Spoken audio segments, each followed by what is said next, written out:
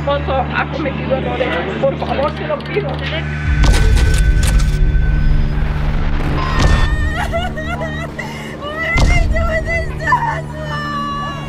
Innocent people are being locked up. The explosive growth of a system of immigrant detention centers that few Americans know anything about. What we are hearing is horrible. I want my daddy back. Forced to work for $1 a day or less, which is a clear violation of anti-slavery laws. This is not criminal custody. This is not someone who's been convicted of a crime. Immigrant detainees awaiting deportation have routinely received substandard health care, poor food, unsanitary water, and unhygienic conditions at privately operated for-profit facilities. And people are gonna die. We already have people dying in detention centers throughout the nation. Shares in the two largest private prison stocks jumped up November 9th, the morning after Donald J. Trump was elected president. They're profiting off the misery of human beings.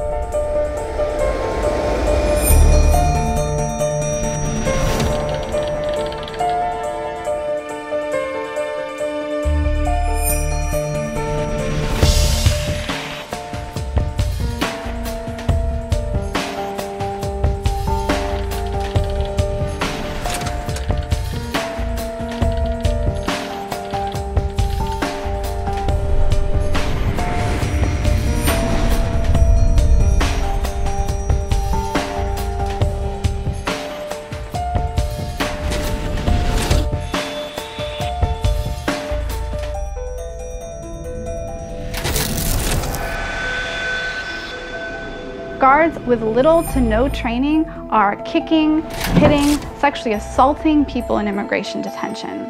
In California, there were 4,500 complaints of sexual assault or physical abuse, but the federal government investigated only 45 of these complaints. The important thing legally is that this is civil custody. This is not criminal custody. This is not someone who's been convicted of a crime. This is someone who's just being held for the government's convenience so that the person's available.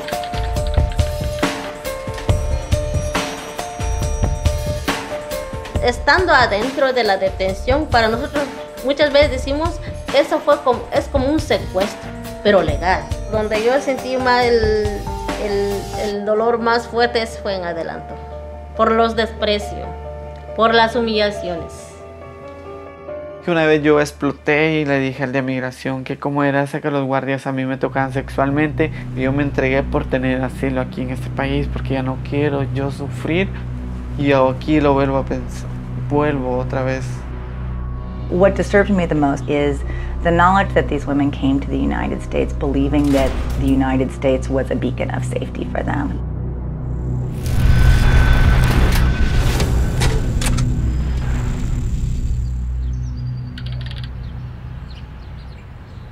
¿Cómo estás? ¿Qué tranzas? See all this stuff right here? Just keep up. Frenchy! Mucho gracias. Bonjour!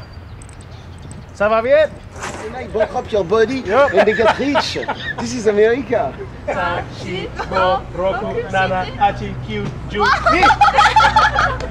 You gonna take some of this telegram and say, Grandma, I want my black eyed like this. My name is Sylvester Owino. I'm from Kenya. I spent 9 years, 4 months in immigration detention.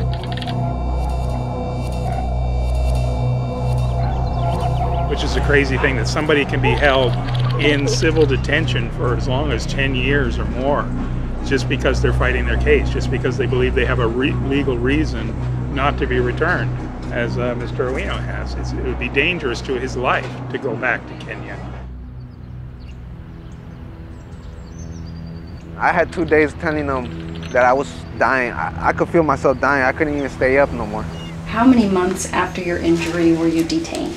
6 months About 6 months after I got Right. shot. I remember you disappeared. You had a big bad complication, which is when you almost died from urosepsis, which means a urinary tract infection that gets so bad that it affects your whole body. 2 weeks going by without seeing a doctor, and I was trying to notify them. The infection had reached my kidneys and my bloodstream. My body was shutting down. They were just ignoring my request. They were ignoring me. They finally took me to the high desert hospital. Once I got there, one of the doctors said that if I would have waited at least 2 to 3 more days, I could have died.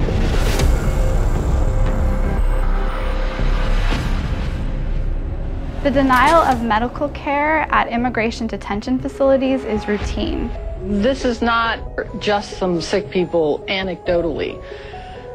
If you take them all together, they show a bureaucracy that offers many immigrants no care or faulty administrative practices, sloppy paperwork, lost medical records, and very dangerous staffing levels. A detention center physician's assistant failed to recognize that Dantica was in serious trouble. I told him to, quote, stop faking his illness. Over a period of time, she started to demonstrate more and more problems psychologically. Sierra Sanchez died of a staph infection after delayed medical care. Obviously, what you've just described and outlined in your report is absolutely horrific. We're talking about inmates getting treated with broken bones with just painkillers. Since the creation of the Department of Homeland Security and ICE in 2003, there have been over 170 reported deaths in immigration detention. Tiombe Carlos. Roberto Medina.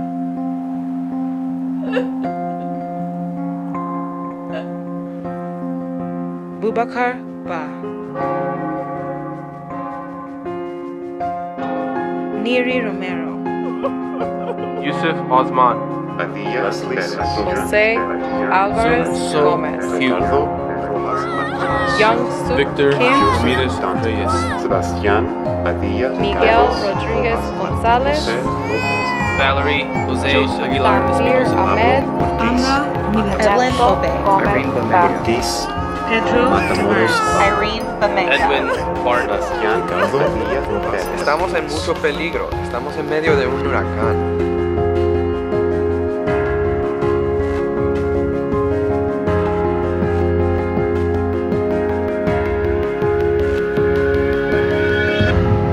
Wrongful death lawsuits have been filed against CCA and GEO Group, as well as class action lawsuits for forced labor in immigration detention. And those that work get paid $1 a day. Detainees must clean their own cells, their own pods, the bathrooms, cook in the kitchen, clean in the medical facilities, was a porter for chemicals, paint the walls. If they refused, they'd be in lockdown, they'd have privileges taken away. This is a for-profit prison, and what difference you think this makes? They're being sued under anti-slavery laws. 2 central violations. The first is a violation of the forced labor protections in the Trafficking Victims Protection Act, and the second is a violation that led to GEO's unjust enrichment on the backs of its captive workforce.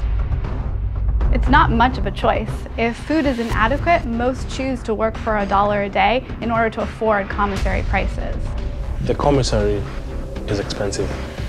People think, I need to eat something, I need to work. So we knew they were making profit off us. Pues uno come poquito y te quedas con hambre todo el día. I think a lot of people in the general public don't understand the impact, not just on people's psyches, but on their physical well-being. And people are found to be systematically malnourished. Detention centers are starving people into working in order to then cut staff salaries. Well, I talked to medical workers, doctors, physician's assistants, nurses who said that they were pressed to cut costs, to cut down on the number of 911 calls made because they were expensive. The main way that they save money is through staffing costs. They had less mental health staff. This problem has been found throughout CCA's state and federal prisons. CCA and GEO both, started operating prisons in the 1980s. In 1980, Ronald Reagan campaigned and won on a fear of immigrants. Soon after, private prison contracts were formed, with CCA receiving its first contract, profiting from locking up immigrants. In the past 20 years, CCA and GEO Group have made over $44 billion in revenue. They called it a recession-proof industry. The CCA businessmen knew that they could sell prisons just like you were selling cars, real estate, or hamburgers.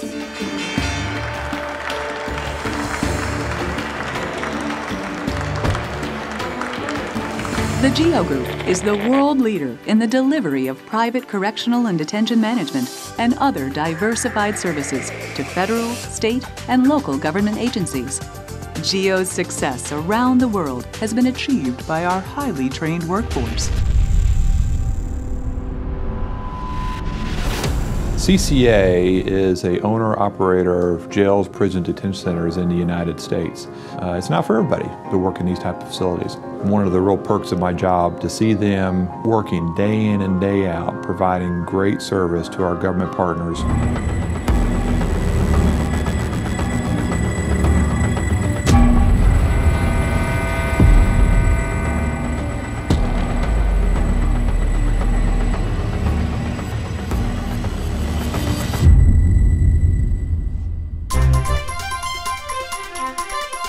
Big breaking news on America's jails. The Justice Department planning to stop using private prisons, and that is sending the prison stock sharply lower. Corrections Corp of America down more than 40%.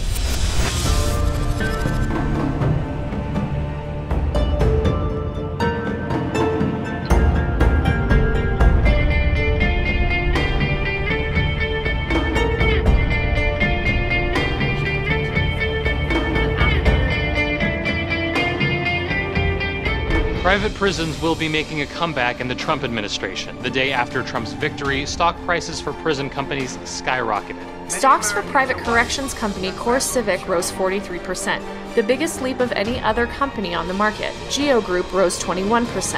I think there are several things that we could look forward to as a company into next year. First of which is immigration.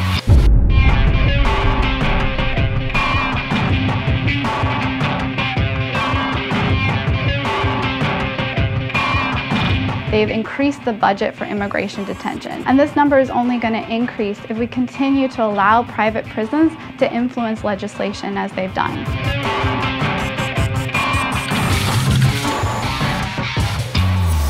They're in this business for a profit. What's good for business for them is great recidivism rate, 3 strike you out laws, mandatory minimums, harsher drug laws. That's good for business for the private prison company. And I feel like they've locked up as many of the African Americans in this community, and now they're going after the immigrants. People in detention are not being held there for the commission of a crime. What are your recommendations for how these facilities should be addressed? I think the very first step is we get rid of private corporations running these detention facilities. This is a system that's wrong, and we need to abolish it. We know we're in danger, but we're not going to be afraid. They want us to go back to the shadows. They want us to be quiet. And while we say no, we're going to continue speaking up, because if we don't, things are going to get worse. Freedom is not negotiable.